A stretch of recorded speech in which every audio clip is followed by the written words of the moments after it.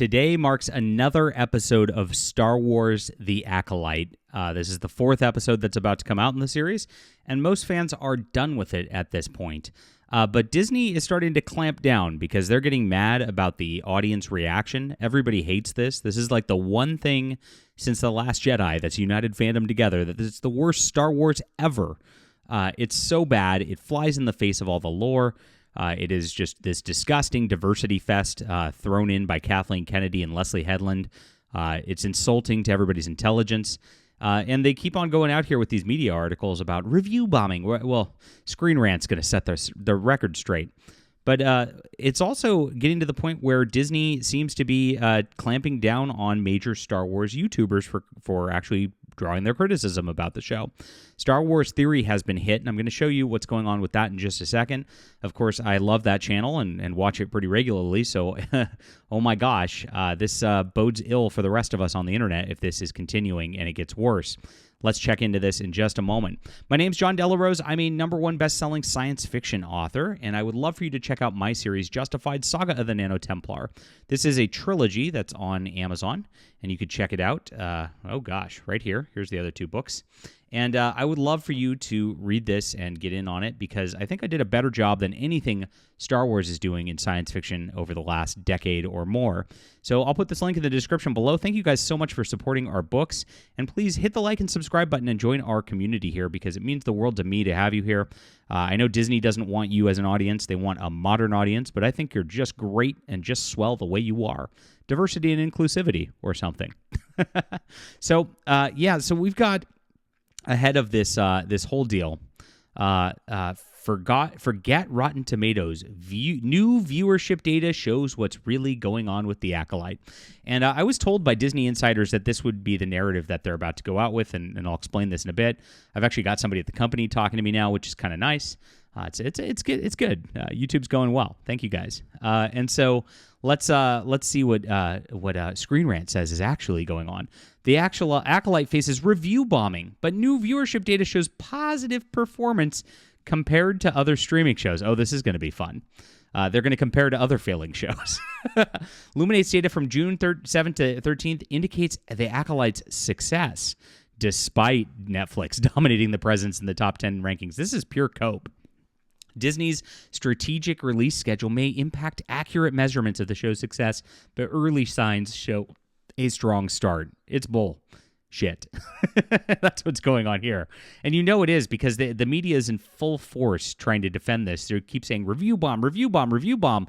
And it's obvious that's a lie, because when there's a review bomb going on, like the review bomb hits, and then what happens is that it slowly trickles up in the ratings, because the audience comes in who's actually watching it, and you'd see it start to go up. Since The Acolyte has aired, it's just gone down, down, down. It's just it's collapsing like the United States. Let's be honest. And so it started at about 33% audience score, and day by day it goes down, down, down. Today it's actually hit a new low at 14%, which I didn't even think it could get lower than 15% the other day. But that's where we're at right now. So they keep claiming review bombing, but this is it. Here's the viewership data they're talking about. Star Wars fandom has always been prone to division. It's always been woke. They love this. They love that phrase. But Leslie Headland's Star Wars Disney Plus shows seems to be a massive flashpoint. The Acolyte has been review bombed on Rotten Tomatoes. The audience score is at an improbable 14%, lower than the ill-fated Star Wars Holiday Special.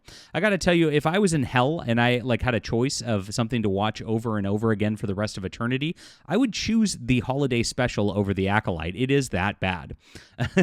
The new viewership data from Variety gives a sense of what's really going on. Oh, thanks, Variety. So the shill media is going to source more shill media. Okay, let's get into this.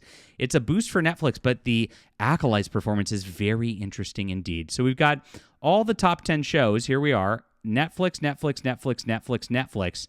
And we've got the Acolyte down for these minutes watched. And so the Acolyte's down at number 6. It is the only Disney Plus show that's made it to this over Netflix. And that's not great for a $180 million investment for Disney. I got to tell you that right now. What does this viewing data tell us? The real winner is, of course, Netflix. Yes, we knew this. But it's important to note Netflix shows are boosted by this specific metric because they release multiple episodes at a time, where The Acolyte is only just a couple of episodes. Okay. So the next qualification is the period covers. Illuminate's data run from June 7th to 13th. It covers the weekend after The Acolyte's episode 1 and 2. So they did release 2 episodes, and Disney does this to boost their metrics at the beginning of shows too, because they do it every single time. They don't like to do that every episode all at once, because they like their marketing strategy for these shows is to get people talking about it every week, like you used to do at the water cooler for all the shows. Here's the new episode, it's out. And I think that actually lends itself to more hype than Netflix. Netflix really gets an all-at-once thing, and then people don't talk about the show later because all the episodes drop at once. I'm a little nervous about this for Star Trek Prodigy Season 2, which is going to be dropping soon.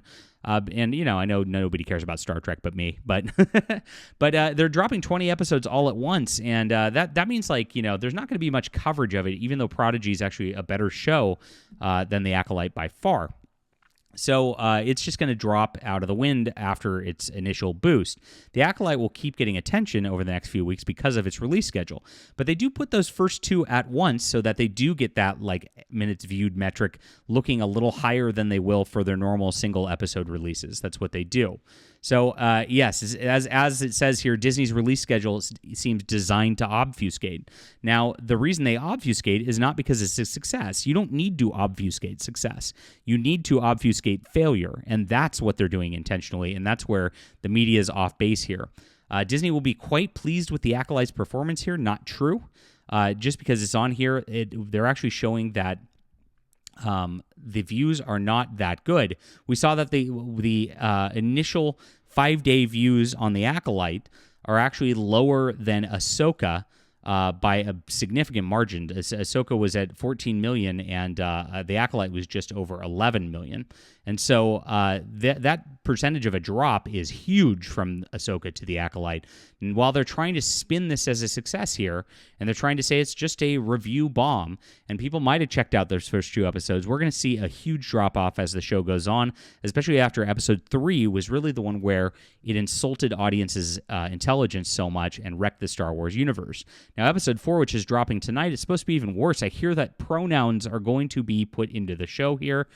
You can see our fun, diverse lesbians here doing their thing.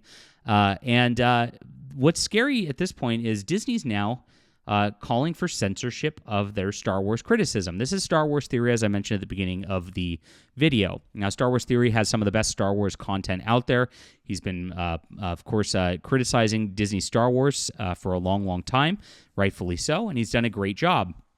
In his video, the fans are finally uniting after The Acolyte. Just look at this, which is just showing, how all the fans hate this show. It's not a review bomb. It's a audience. Gosh, what's the word I'm looking for? It's an audience rebellion. Oh, rebellion. I should use the word rebellion. That should be easy with Star Wars. That's right. I'll fix this in edit, guys. Don't worry. And that's actually happening here. This rebellion is taking off. We are the rebellion now. Disney is the empire. We know how this is going. And this is what YouTube's doing to his video. After manually reviewing your video, we've confirmed it isn't suitable for all advertisers. Now, Star Wars Theory doesn't swear. He doesn't get into weird stuff. He's not hyper-political. I'm actually way more hyper-political than he is. And so, he's just criticizing Star Wars. So there shouldn't be any problem with his video whatsoever. I watched this video. I don't remember anything that seemed over the top or a problem with it whatsoever. Didn't seem like it was much other than just a, criticism video on Star Wars, and yet here we are. He's getting demonetized over this because of what's going on with probably being reported by Disney people, because what I think is happening is people like Star Wars Theory, like Critical Drinker, are getting so big at this point.